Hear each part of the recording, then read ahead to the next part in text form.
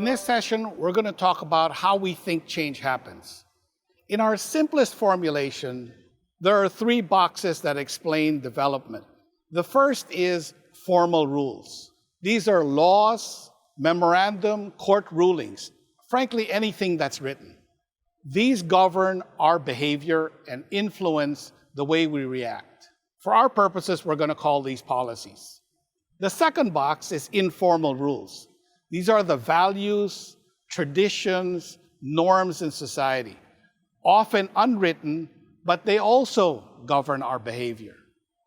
And the third are social actors, organizations, public and private, and individuals who interact with both the formal and the informal rules.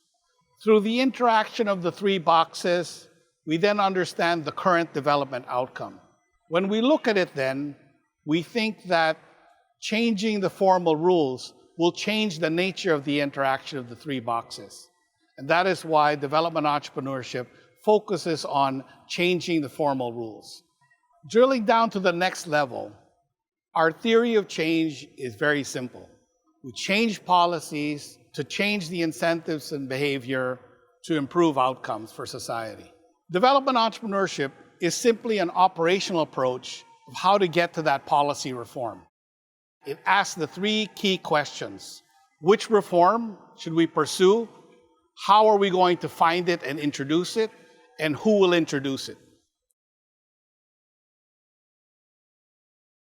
To answer those questions, our simple formulation is as follows. Leaders using entrepreneurial principles to introduce reform.